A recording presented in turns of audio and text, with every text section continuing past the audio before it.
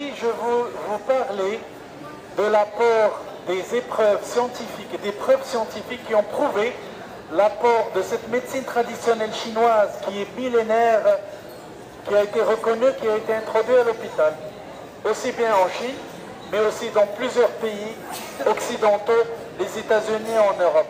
Donc il y a des études parce que l'Organisation mondiale de la santé, elle reconnaît l'acupuncture en tant que médecine alternative complémentaire.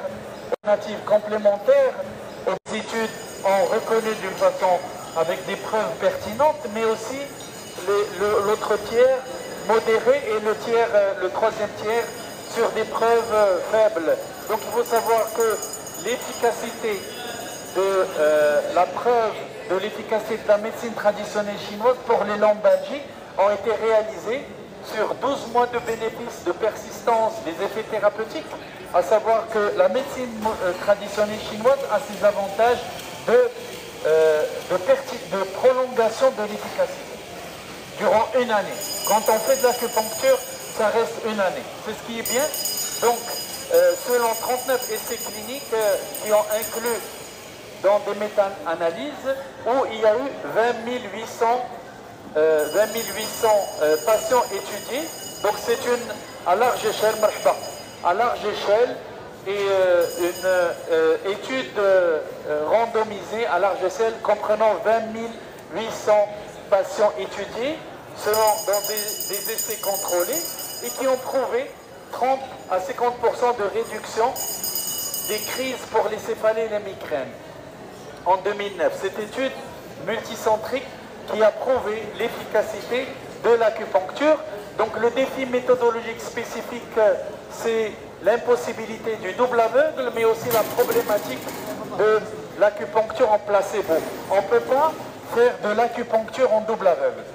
C'est une chose qu'on peut faire pour les médicaments, parce qu'on est obligé de détecter qu'il y a une aiguille là-bas. Donc celui qui évalue l'efficacité du produit, c'est pas comme un médicament en pharmacologie, c'est-à-dire il y a une aiguille qu'on voit. C'est-à-dire, c'est ça le biais par rapport à l'acupuncture pour le double aveugle, et il y a une variabilité des protocoles. On ne peut pas, en médecine moderne, on peut utiliser des protocoles préétablis. En médecine traditionnelle chinoise, c'est impossible. En médecine traditionnelle chinoise, il faut, en fonction de chaque patient, il y a une individualité.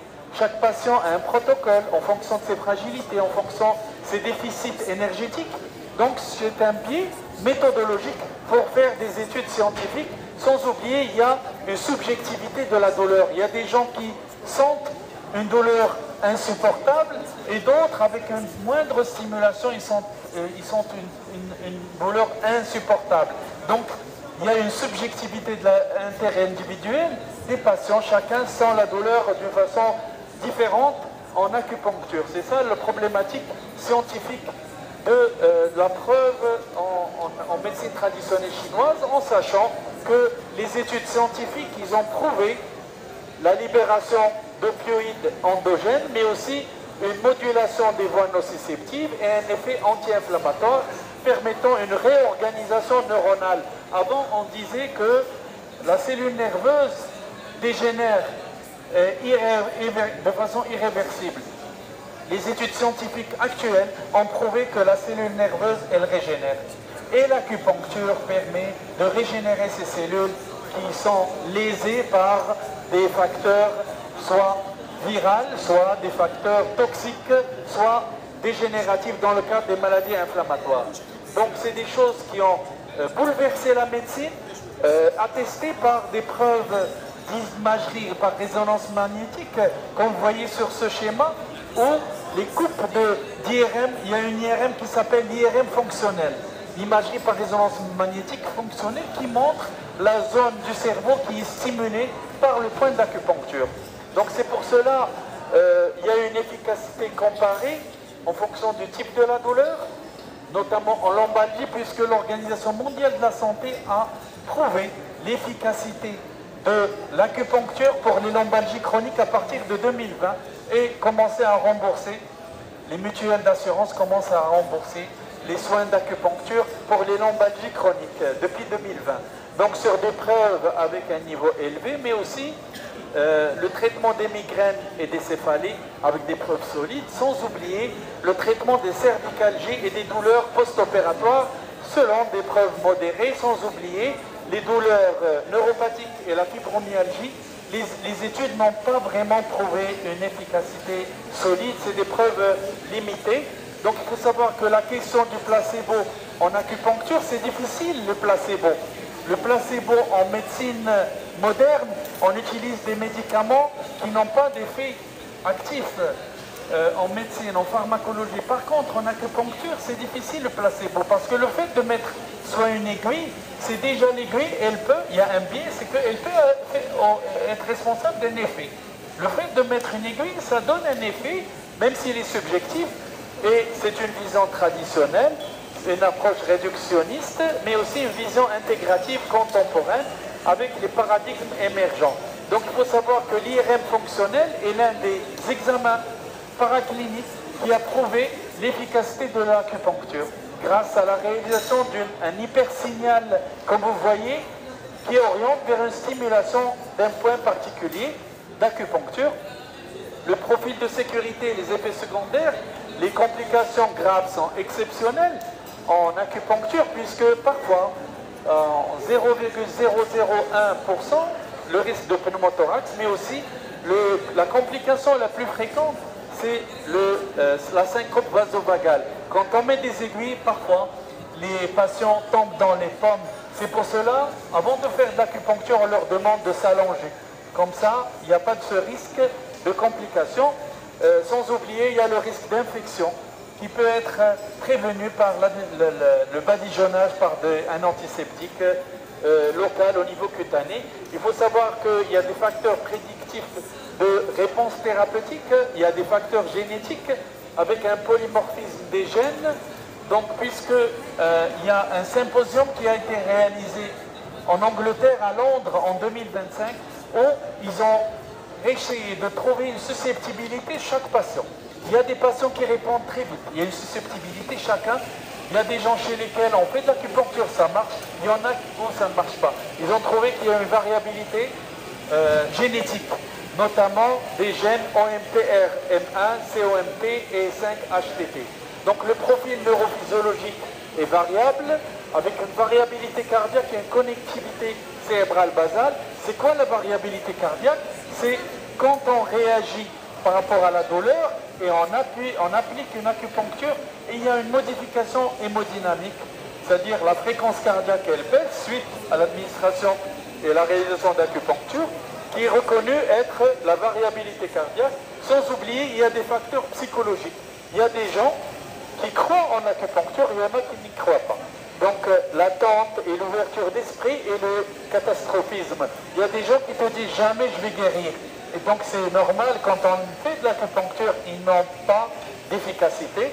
Mais il faut savoir que l'acceptabilité du patient à un traitement fait partie d'éléments très importants pour avoir des résultats probants, sans oublier qu'il y a des caractéristiques cliniques puisque la durée, le type de la douleur, mais aussi la comorbidité, notamment le diabète et l'hypertension.